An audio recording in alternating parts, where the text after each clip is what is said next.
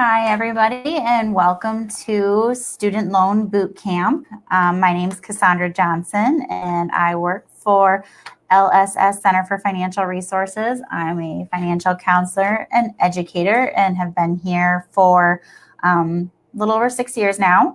And today we're just going to walk through some steps in regards to how to identify your student loans, where they're at, who they're with, what options you have in regards to managing them, as well as when it comes to the consolidation steps and how you can go about doing that. And with COVID-19 right now, knowing what some of your options are as well for that. So we're going to get started here then. And let me see here. So normally I have some questions that I go over with you of just thinking about some things. One of them is just what is the average student loan payment for an American? And, there's a couple different choices of $387, $531, or $692 for student loan payments. And the answer to this is B. The average student loan payment for an American is about $531 a month. What percentage of Americans with student loans are currently delinquent or in default? Is it, would it be 6%, 8%, 11% are the choices? And the answer for those that are currently delinquent or in default is 11% of Americans are faced with difficulties in where their student loans are versus being a positive outlook on their credit.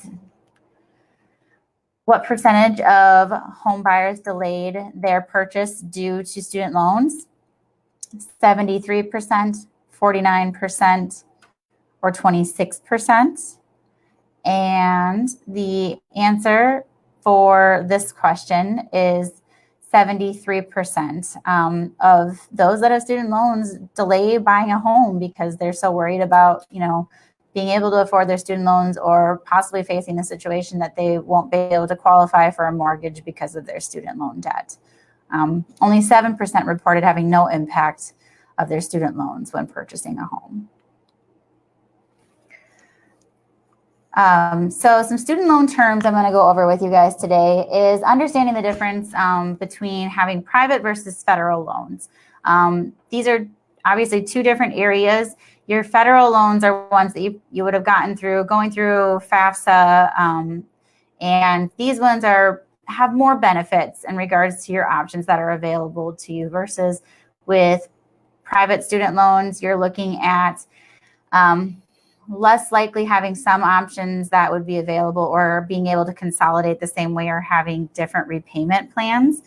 You would have to talk to your provider for your private student loan, whether it be Discover, Wells Fargo, whoever the bank would be that's the guarantor for those private loans in regards to what they have available for options. There are two different types of student loans when it comes to your federal loans. Those are subsidized loans versus unsubsidized loans. And that's really just a difference between what you have available for the option of when they consolidate or when they start accruing interest. If you have unsubsidized student loans, they start accruing interest immediately. But with subsidized loans, while you're in school, you do not pay interest on those loans. I was trying to pull up a document here for you guys to see. Let me see if I can move it over to this screen here to share with you. And there we go. So yeah, I'm sorry, I had it backwards. I apologize. Your subsidized loans continue to accrue interest, but the federal government it'll pay that interest on your behalf when you're in school versus the unsubsidized, like I had said, they accrue interest, but if left unpaid, that interest capitalizes when you've completed school, so it does accrue more. So it can be a benefit if you have unsubsidized loans while you're attending school to try to pay on the interest so it doesn't accrue after you've graduated college and start having repayment options on your student loans. Other things that I want to talk to you about for some definitions and understanding the difference is knowing the difference between deferment and forbearance. You get so many deferments that are allowed. Typically, I think it's about 3 deferments, which add up to 12 months each. So potentially 36 months that you could request deferments for your student loans if you are unable to make the payments. After that, it's usually a forbearance option, which means it's kind of up to the student loan servicer that you have on if they deem the situation that's occurred, whether it's reduced income, not enough income, whatever the case might be, to see if they can offer you a forbearance to continue to not have to make your payments. Either of these options, though, you do still have interest that would be accruing during the time of deferments or forbearances. Other definitions to discuss with you is delinquent or default. A lot of times this gets confused as to what you might have or what might be a situation you're facing. Typically, delinquent is when you are 1 day late on your payments. It's considered delinquent then. Whereas default wouldn't happen until you are 270 days delinquent. So that would be 9 months of no payments would be when you would be in a situation where it would go into a default or collection status. I see that Nathan's put in the question box too. Yeah, if any of you have any questions, feel free to send them through and I can help answer anything that you might have that'd be more specific about questions on student loans if I don't touch on them too. So let me move this back out of the way here and get back on our PowerPoint.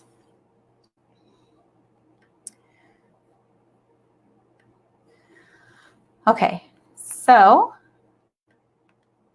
we talked about deferment, forbearance, and that. So if you have student loan debt and you're still trying to figure out where it is, your private student loans, the best bet you're going to have to do to find out who is the provider for your student loans, if you don't know, would be pulling your credit report because that information would be reported to the credit bureaus. We recommend going to annualcreditreport.com. You can access all 3 of your credit reports from this website. It is mandated by the government and protected, so it's one that we trust and recommend a lot more over a lot of the other ones that would say freecreditreport.com or Credit Karma or any of those things. You can get information off of them, but sometimes it's just summarized and you would get more information through the annualcreditreport.com as your resource. Plus, you also have the option that if there was something that you needed to address on your credit report, you can dispute it right through this website as well too. So annualcreditreport.com would be the go-to place to see who is a student loan provider that you have for a private student loan. You know, your payment options are going to be typically whatever you signed off on as a loan. It might be a 7-year plan, 10-year, 15-year. And sometimes with private loans, you're faced with having variable interest rates where it changes, or it might be a fixed rate. So it really kind of comes down to that private lender and what your options are. You want to make sure you pay on the schedule as you agreed on upfront, just to, protect your credit score and your credit history to be able to show that you're making those on-time payments. If you're struggling with making the payments for your private student loans, you potentially have the option to refinance. It might be an option depending on who the lender is. So that way, if you have several different breakdown of loans from different semesters, you might be able to combine them into one loan that could reduce your payment or the interest rate that you have with them. So you really do just need to contact them to be able to know what that option is.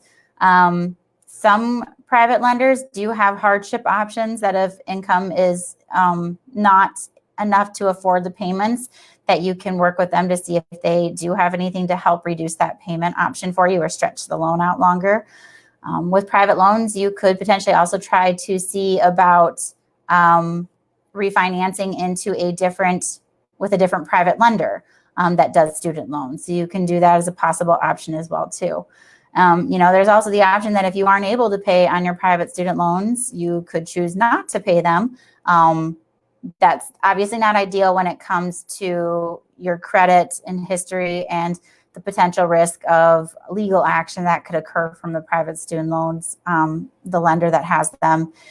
And the other thing with not paying them is it's a little different than federal loans, where we talked about just a moment ago with the default of typically 270 days of not making a payment. Private loans are a little different. If you have a private loan, if you're more than 30 days delinquent, you could potentially be faced with it going into a default status too. Again, every lender is a little different on when they could potentially move that account over to collections. And usually with private loans, there's not a way to get that loan brought back out of collections. It kind of comes down to a point of making payments through the collection agency until it's paid off at that point. With your federal student loans, you can also go to annualcreditreport.com or call their number to find out who your servicer is for your federal student loans. You can also go to the Department of Education's website to be able to find that information. That's www.ed.gov. Or you can contact this 800 number for this Federal Student Aid Information Center to know where your student loans are. And then the last option, that's a resource that's pretty handy to be able to find out any federal loans you've had, especially if you've maybe had different servicers and things. This will pull up all of your information. This is the National Student Loan Database. So this has all of the federal loans for every semester you've gone to school right through that database. So that's the website for that, for the nslds.ed.gov. And we'll kind of walk through what some of those slides will look like in regards to your PIN and putting in information for those. So when you go to the NSLDS website, this is the screen you would most likely be seeing, and you would want to click on the financial aid review. Once you click on that option, it's going to take you to a login where you're going to be able, if you've ever used the StudentLoans.gov website or StudentAid.gov, you should have an ID number or ID username, or you can use your email and then whatever your password would be. You do have the option that if you forgot password, you can put it in. But if you've never gone through this site and you don't recall ever doing it, you do have the option to create that information from here.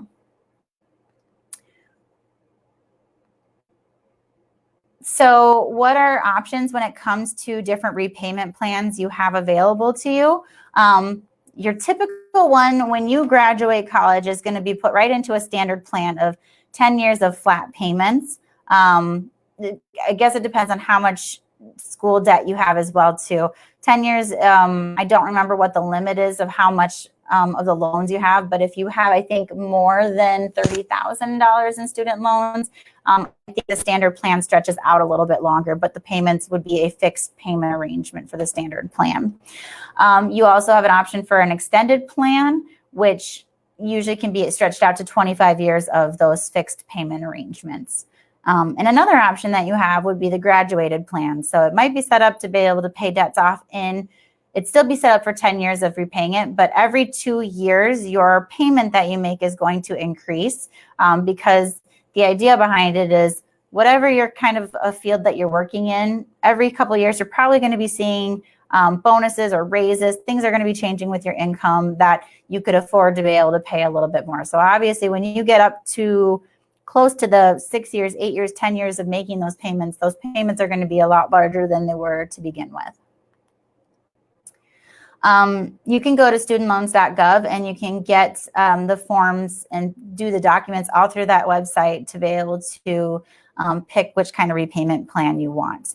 Now, the next couple options I'm going to discuss with you are going to be the ones that are going to be income-based or income-driven with these are usually the ones that are most sought after or used, it seems like, especially to have the payments be a little bit more affordable, or if it's somebody who qualifies for different loan forgiveness programs, these are the ones that usually you want to go be using as well too.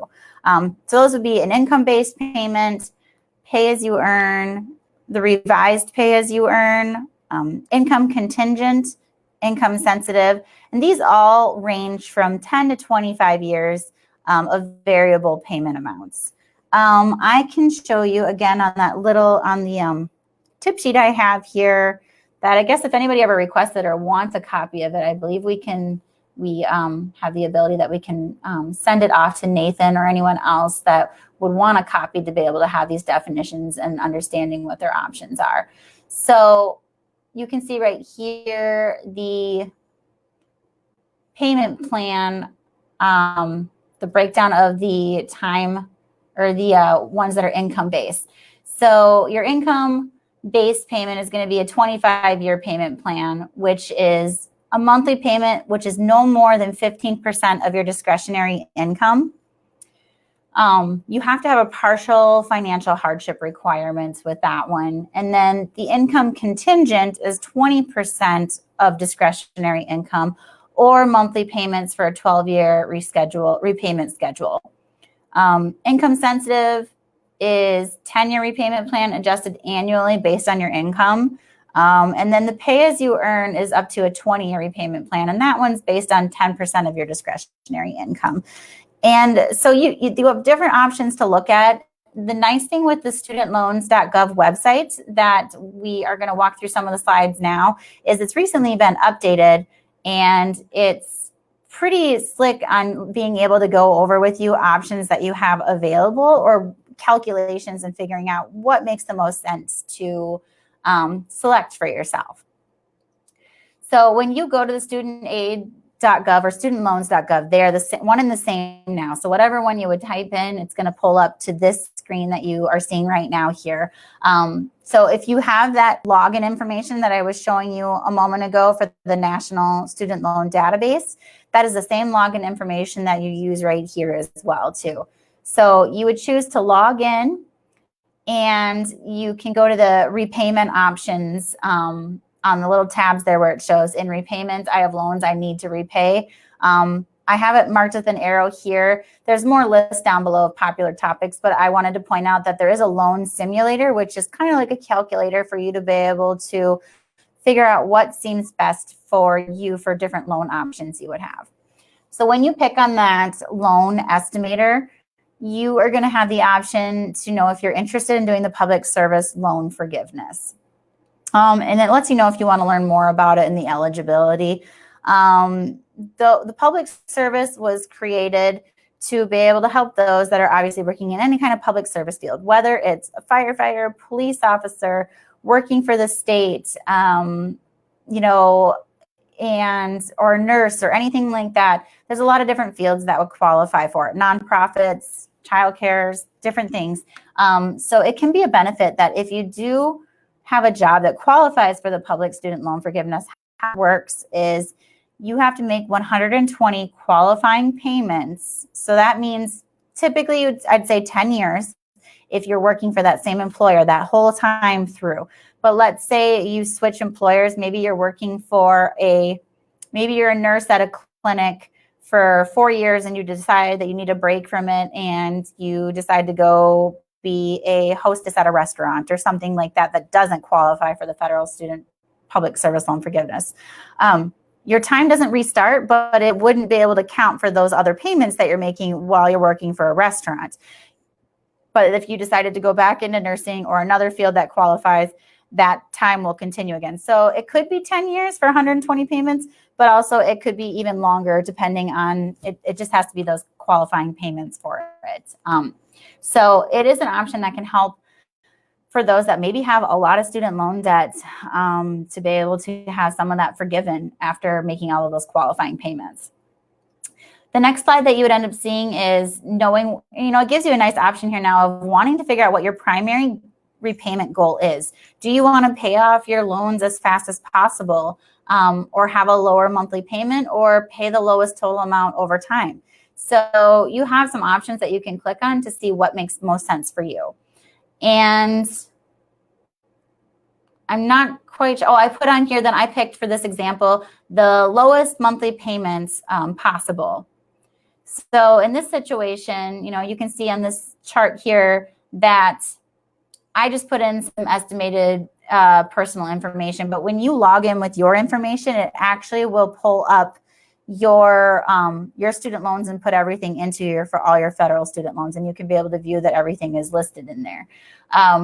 So, for this example, for what I put in there of wanting that lowest monthly payment, it's going to show me down here that the revised pay as you earn, the repay program, makes the most sense to choose to be able to have the lowest payment, which would be around $136 a month based on the information that was input. And then by the end of the stretched out time there of the 20 years for this example, it would be maybe $179 at the end of that time frame, because my income might be higher, because it is based on your income. So every year when you do an income-based repayment, you do have to submit your tax documentation to be able to show what you got for what you had for income for that year. If you wanted to be able to see the other option then too between these two slides is this one is without the public service loan forgiveness selected. And if I went and picked the public service loan forgiveness, like on this tab that you can see here in the bottom right area, you can see that the payment is less than it was before. And it's also saying that it would be completed by March 2030, because that would be 10 years of the qualifying payments from when I put this slide together back in March. And you can see the forgiveness amount here, that over $18,000 would be forgiven over the course of the time of paying the loans, versus here, you're looking at paying $37,500, without having a public service job that qualified for it, versus probably only paying about $17,000 over 10 years with the public service loan forgiveness. So it is a nice feature available if it qualifies for whoever it might be that's looking at positions like that. Now, if you wanted to look to see what other options you have available, you do have the option to view and compare all the plans. So this is the breakdown, so you can see what all the plans are that are available, such as the standard repayment plan and what it would look like with your information graduated, the income-based, and the income contingent. So you can get a breakdown and understand a little bit more behind each of the areas on what qualifies and what makes most sense for some of those options that are available for you. The loan forgiveness programs, there are other ones available. If it's for someone who is a teacher, there is a teacher loan forgiveness that can be up to $17,500 in debt forgiven. You must be teaching 5 consecutive years at a qualifying school for this forgiveness option for teachers. And we already talked about this one, the public service loan forgiveness. And then the other one is for Perkins loan cancellation. So if you have Perkins loans, you would know it. It would state that it's a Perkins loan when your information is in the National Student Loan Database. And a percent is forgiven per year of qualifying employment for the Perkins loans.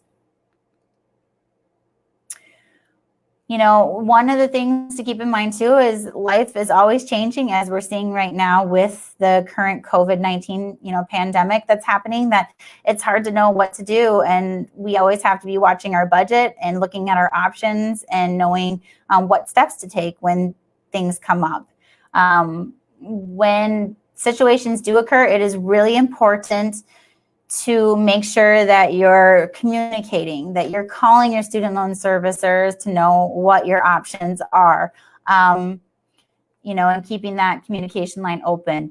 You can, talk to them to see, like we talked about a little bit already, of considering restructuring the loans. So being able to see if there's different repayment plans that make more sense to make the payment more affordable if you are still able to make those payments. And then, we also here at Lutheran Social Services with our credit counseling, do student loan consultations as well too, to look at income and the budget and the debts that you have in your student loans, and trying to figure out where to prioritize, help you look at what your options are and the resources that are available to help make things a little bit less stressful to what might be going on at that point in time.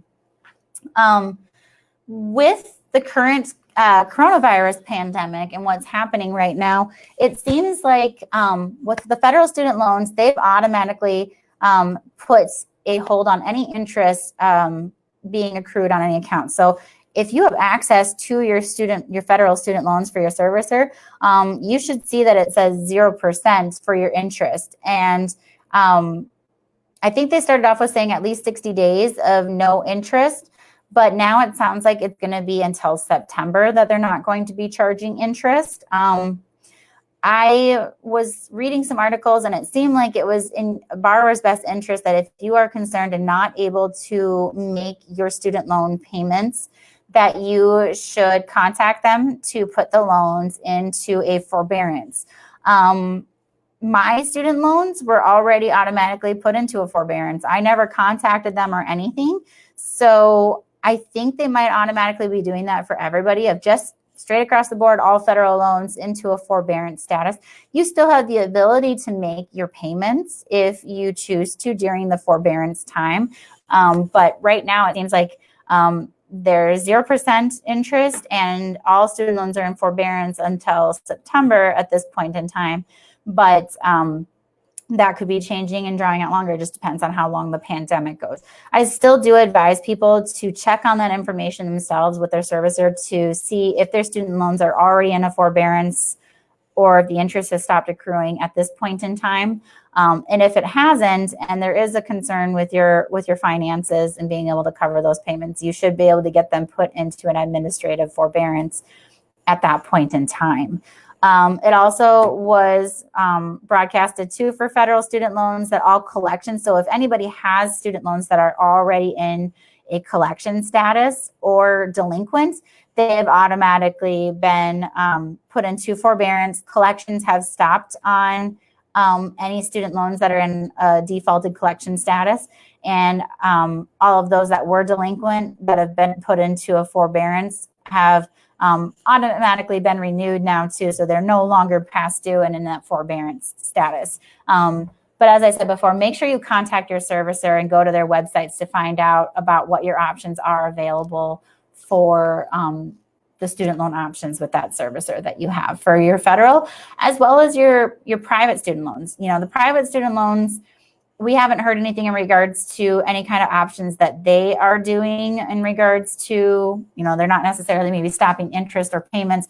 I think that would be a one-on-one situation for whoever has private student loans, that they would need to be communicating that with the lender to know if there is any forbearance options or skipping payment options for their private student loans. You know, not paying is an option with your student loans, but there is consequences that go along with not making those payments to your private student loans and your federal student loans. If you don't make those payments, like I said, they're going to go into a collection status. Federal loans, 9 months, and they'll go into collections. And private student loans, it could be at any point in time after a missed payment that they could potentially go to a collection status. When debts are in collections, there is a potential risk of them putting a judgment against you, which is a legal matter that shows, it doesn't show up on your credit report anymore, but it would be with the clerk of court. So if you ever try to get approved for a car loan or buy a house or anything, and you have a judgment out there against you, you are going to have to address and satisfy that judgment before there's a chance of being able to buy a home or purchase a car or really improve your credit. If that's a concern and you want to start working on those things, that'll be a priority to take care of. The other negative situation that occurs if someone has a judgment is the potential risk of income garnishments. That's the first step. Once that a judgment happens, they do have the ability to go through the court systems, that if they find out where you work or where you bank, they could garnish your income or put a bank levy on your account to freeze any income that you have in your bank account. So it is really important to not let those situations happen, because life gets a little bit trickier, more difficult if you're having your income garnished and trying to cover your priorities in your budget on top of trying to address the debt. Because income garnishments, if they're going through your employer, typically cycle 4 months at a time. So it would be at least 4 months before you could get that garnishment to stop and work out an arrangement with them to not have it garnish your wages again from that employer. The other potential side effect of having student loans in collections is tax refund recapture. And that tends to be one we see and hear a lot more of, is someone who is expecting to get their tax return to address, things that they needed to take care of, bills that they needed to pay, whatever it might be. and then they don't get their tax return because student loans that were in collections took the whole tax return to be able to put towards that student loan balance. And unfortunately, sometimes I've had people that decide, well, just let them keep taking my tax return and it'll eventually get paid, my collection bill, my student loans and collections. That's not always the case. It depends on the balance of debt that you have in collections for the student loan, because your student loans do still accrue interest, and sometimes even more than what it was for interest when they were in good standing. So you could be potentially facing a situation that the interest accruing on your student loans and collections could take a lot longer to pay off. I once had someone who had, less than $10,000 of student loan debt in collections that they didn't do anything for years and years. And then it came back and it was more than $40,000 that they had to address in their student loans that were in collections. And unfortunately, they're not going to give you any kind of option to waive or write off that interest that's accrued. So that's sometimes a downfall with letting things go that long without addressing them. And then, of course, all of this information would, all of these things happening would really damage your credit and make it a little bit more difficult to start improving that credit over time until it's been addressed. If the debt goes into collections, you do have a couple options to get it out of collections. One is a student loan rehabilitation plan. When you call the collection agency that has your student loans, you can negotiate this plan. It typically is for 9 months of adjusted payments. Usually they go over some information with you to know what you have for income, expenses, things like that, to be able to let you know what your payment will be. I've worked with a lot of people over the years that, they might come back and say, okay, it looks like based on this information, your payment would need to be, $110 a month for 9 months, and then we'll pull it out of collections. And I've had people that say that they just can't make that payment work. I've had a lot of people then in those situations that they do a more advanced background check of a more detailed budget to know all of the expenses in a budget. And those people come back and have payments of $5 a month for 9 months of adjusted payments. So more or less for a loan rehab, just think of that you'd be paying $5 a month for 9 months or until you get a documentation from a servicer outside of the collection agency. So once you've met that 9 months of the rehab payment requirements, you should be getting a notification shortly after that from either Fed Loan Servicing, Nelnet, Great Lakes, whoever becomes your servicer for that student loan. It might have been the one you originally had, or it could be a different one. It just kind of depends on who that collection agency transfers the debt out to for the student loan servicer. But you would keep making those payments to the collection agency until you've received that notification from who your servicer is going to be that's taking over your loans. Once you have met the requirements for the repayments and you've gotten that servicer notification, you can then contact the servicer to change your payment plan, because more likely it will be putting you into a standard repayment plan, where then you can discuss with them to get it put on an income-based option where the payments are going to be more affordable in that sense, especially if you're just starting to try to get things back on track and making on-time monthly payments. So those are some options that you can consider for the rehab program to be able to get your student loans out of collections. And the other option, which can be ideal to improve your credit sooner, potentially, would be a loan consolidation that you can do to get your student loans out of collections. Obviously, a loan consolidation is an option too, that if you haven't consolidated your loans in the past, and you obviously, maybe you're not even in a situation of them being in collections, but you are working with your servicer and you have 9 different loans that you're paying on, and they all have different interest rates. You do have the option to consolidate it into one loan to be able to have one fixed payment and one interest rate. They are more convenient to have, and having that interest rate adjusted and making it the same can help in regards to how long a time frame you're looking at paying on things or how much interest you're paying on. Only consolidate your federal student loans together. That being said, when you're going through the student loans website, StudentAid.gov, to consolidate your student loans, you do have that option to do it right through the website there. There isn't an option that you can add private student loans in with your federal student loans. When they're talking about this as an option, is there are companies out there that you can consolidate your student loans with. You could probably research and type in student loan consolidation, and a bunch of them probably will pop up of different places that are out there, online resources that will give you a loan to consolidate all your student loans.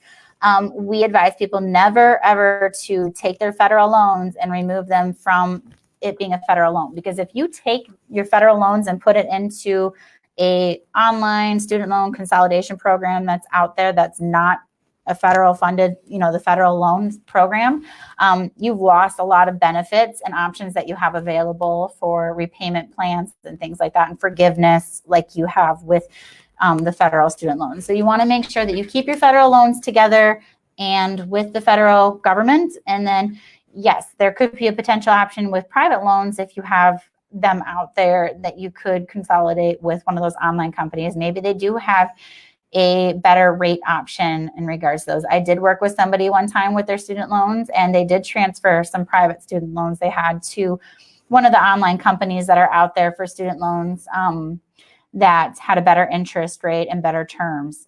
So it just kind of depends, and you got to just do your research to see if it makes sense with those for your private student loans. One of the things that can come along with doing a loan consolidation and something to consider is if you've been paying on your loans for 6-7 years and you just did a 10-year repayment program, if you take all, that 7 years that you've been paying, unfortunately, when you do a loan consolidation, you are making a whole new loan. So whatever you pick for that time frame of repaying them is going to stretch things back out longer. So sometimes it's not always maybe in the best interest, depending on what the situation is. Obviously, if it's a situation where you need to make sure you can prioritize and cover all the other payments you need to in your budget and still afford a student loan payment, then yeah, consolidation would make the most sense. But you just want to make sure that it does seem right for what you're looking at for things. There are Parent Plus loans as well. And if you are a parent and you have Parent Plus loans that you took out for your child, you do have the option to consolidate Parent Plus loans. You cannot consolidate Parent Plus loans with other loans. And if there are students that have loans of their own, but they also have parents that took out loans for them, having a Parent Plus loan, there isn't a way that you can take over those loans under yourself. It is your parents' loan. You have the option that you can pay your parents to be able to pay for that loan, but you aren't able to consolidate that loan in with yours. Your parents do have the option, though, to consolidate any Parent Plus loans that they have into one consolidated Parent Plus loan to have a better payment possibly and a fixed interest rate. One of the things I would throw out too also with that loan consolidation when we are talking about the possibility of loans that are in collections is you can do the same thing with them too. So if you have loans that you've never consolidated and they're in a collection status, you can go to the student loans website and you can consolidate your loans out of collections immediately into good standing again. You can pick your servicer, you can pick your repayment plan, and the process will be worked out to be able to get those loans moved out of a collection status immediately instead of the other option we talked about of the rehab plan. So it's a matter of instead of doing 9 to 10 months of making payments while it's still in collections, you can get those student loans out of collections and back into good standing a lot sooner to start working on improving your credit over time. And the magic answer is every situation is going to be different when it comes to your student loans and what works best for you. There's no right answer in any direction or single right answer. There's going to be options that are available for everybody in regards to what makes the most sense. It's really just kind of up to you and a personal decision on what you should want to do with things. And things might change over time too. You do have the ability that you could pick one repayment plan to start with your loans and choose 2-3 years down the road to switch to a different repayment plan.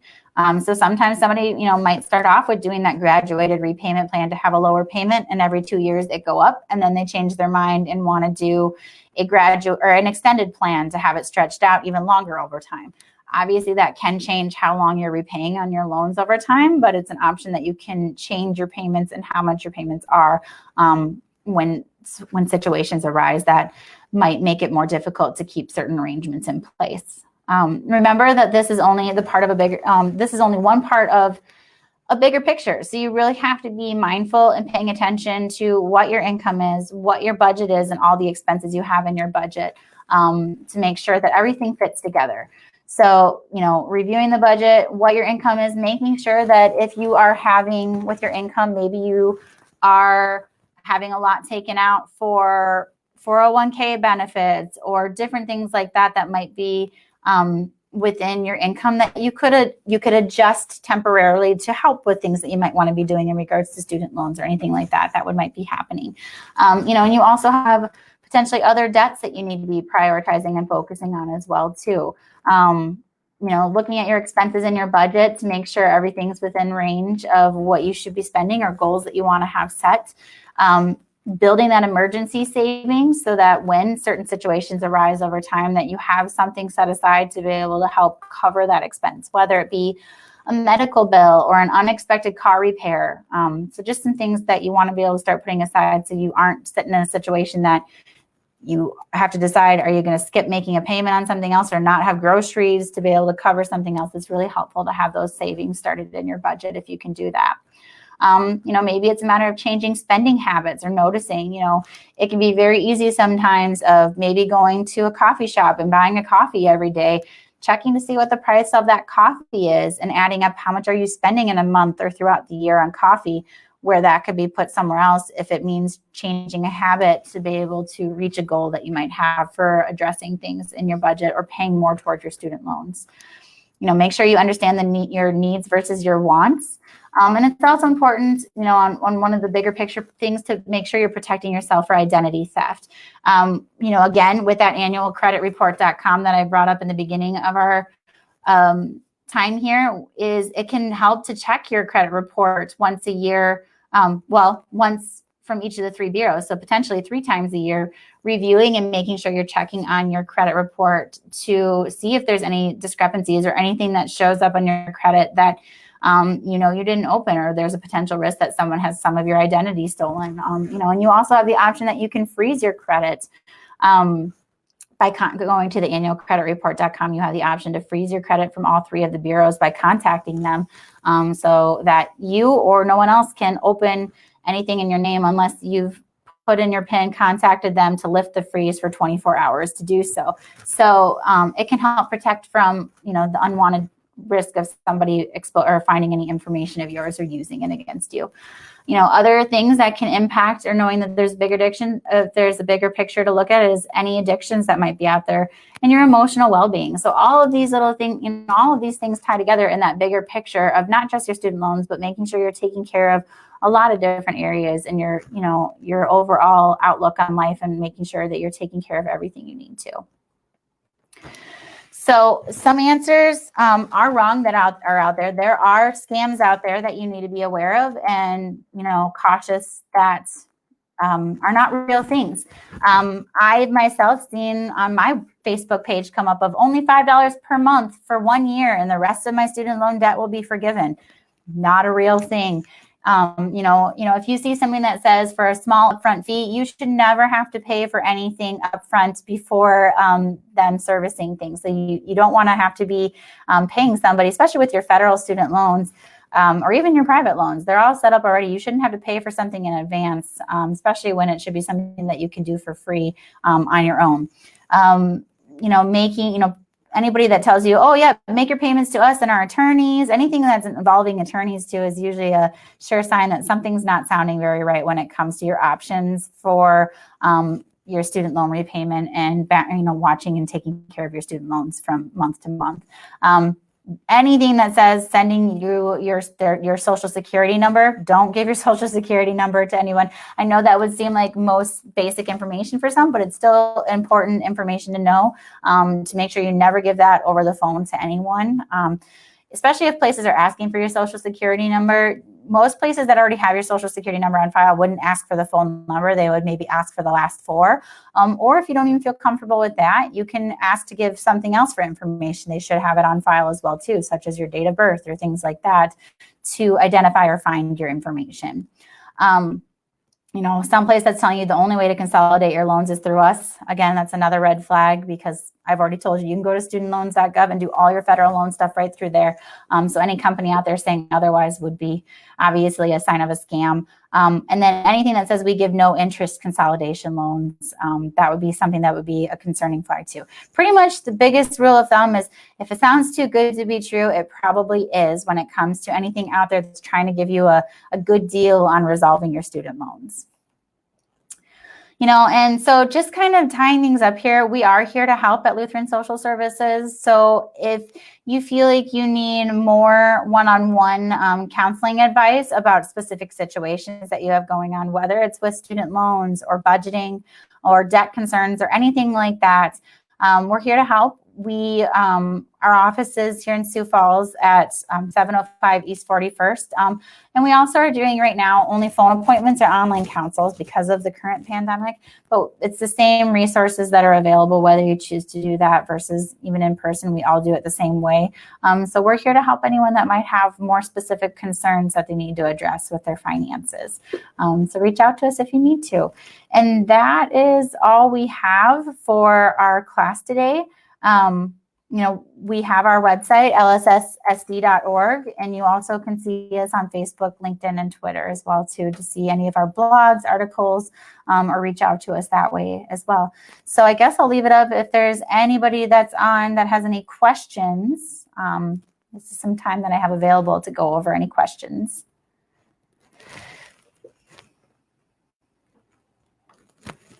I don't know if Nathan, if you see anything that's come up in the Facebook box. I can't seem to find the Facebook page there. My computer fell asleep.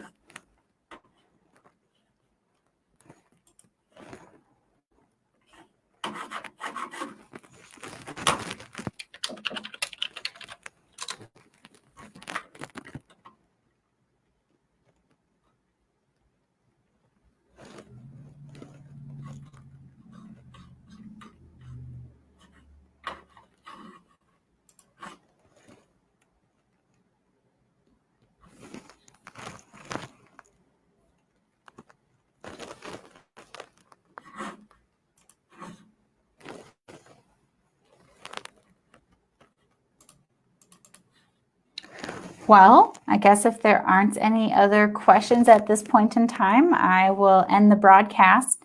If anybody does have any questions, again, feel free to reach out to us to be able to help answer anything. And thank you for your time. Have a good day and stay safe.